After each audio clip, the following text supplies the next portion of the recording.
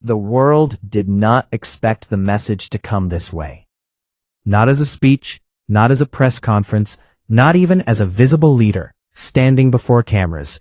Instead, it came as a voice read aloud, a declaration attributed to a man many had never truly seen in power before, Mojtaba Khamenei, a name that until recently lived in the shadows of Iran's political system, had suddenly become the center of a global storm.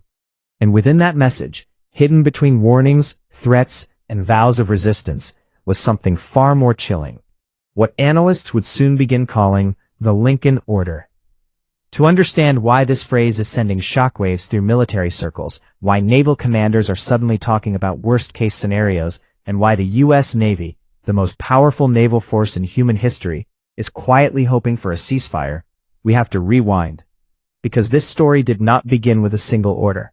It began with a war that was never supposed to happen.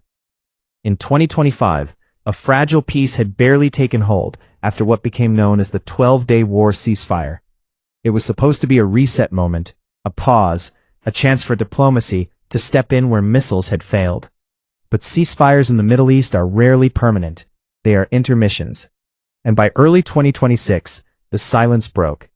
Airstrikes returned, drones filled the skies, and beneath it all, something even more dangerous began unfolding, a naval chess game in one of the most volatile waterways on Earth, the Strait of Hormuz.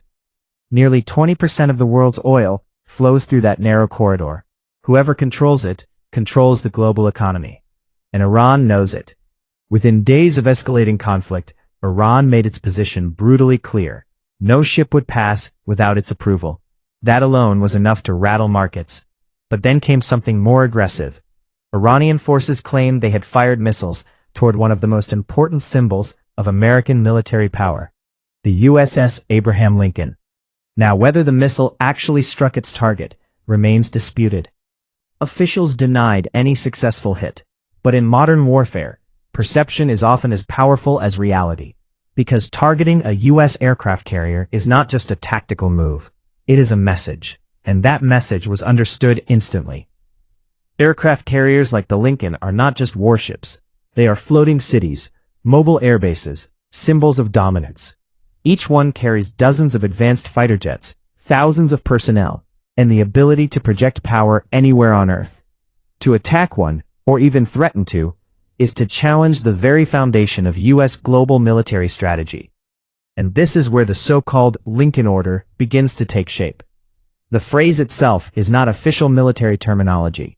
It is something born from analysts, headlines, and strategic interpretation. But its meaning is clear. Prioritize the targeting, disruption, or neutralization of the USS Abraham Lincoln and its strike group. In other words, make the centerpiece of American naval power the primary objective. But why? Because Iran cannot defeat the United States in a conventional war, not in open ocean combat, not in a direct head-to-head battle. So instead, it fights differently. Iran's naval doctrine, largely shaped by commanders like Ali Reza Tangziri, focuses on asymmetric warfare, the art of turning weakness into advantage. Fast attack boats, swarm tactics, coastal missile batteries, sea mines, drones. Not designed to win a war outright, but designed to make war unbearable.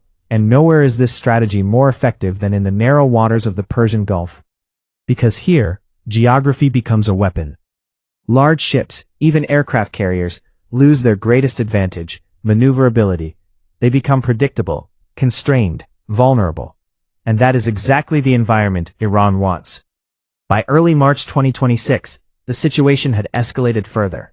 Reports confirmed that U.S. aircraft carriers were being denied any successful hit. Forces had already struck thousands of targets inside Iran, while Iranian drones continued to reach regional airspace. This was no longer a shadow conflict. It was a war in motion. Meanwhile, the new leader, Mojtaba Khamenei, issued his first public message, not appearing in person, fueling speculation about his condition after reported injuries, but making one thing unmistakably clear: Iran would not back down. He vowed retaliation. He warned neighboring states. And most importantly, he signaled that the conflict would expand if necessary. This is the moment where naval analysts began quietly sounding alarms. Because targeting land bases is one thing, but targeting a carrier strike group, that opens an entirely different level of escalation. Imagine this scenario. A missile, just one, manages to penetrate defenses and strike a U.S. warship. The damage does not need to sink the carrier. It only needs to prove that it can be done. The psychological impact alone would be enormous. Global markets would panic. Oil prices would spike overnight.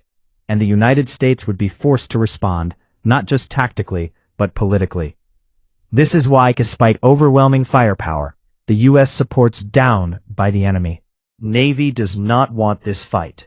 Because in the confined waters of the Gulf, superiority becomes complicated.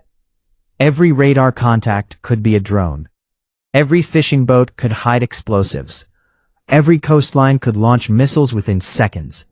And every decision carries the risk of escalation beyond control.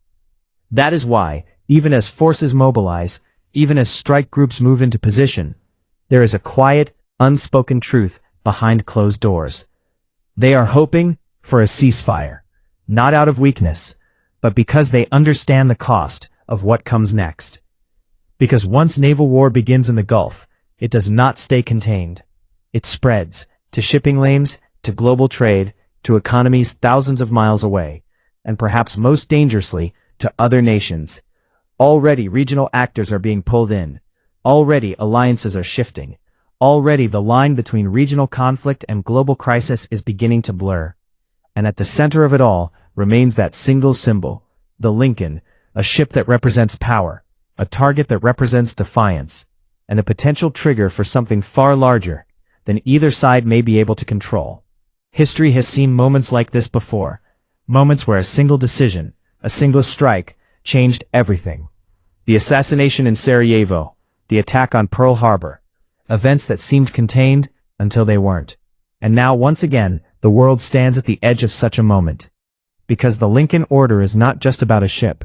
It is about a strategy, a gamble, a test of limits. And the question that remains is simple, but terrifying. What happens as that limit is crossed? Will it force a ceasefire, or will it ignite something far worse? For now, the ships remain at sea, the missiles remain ready, and the world watches, waiting to see whether this story ends in negotiation or in fire.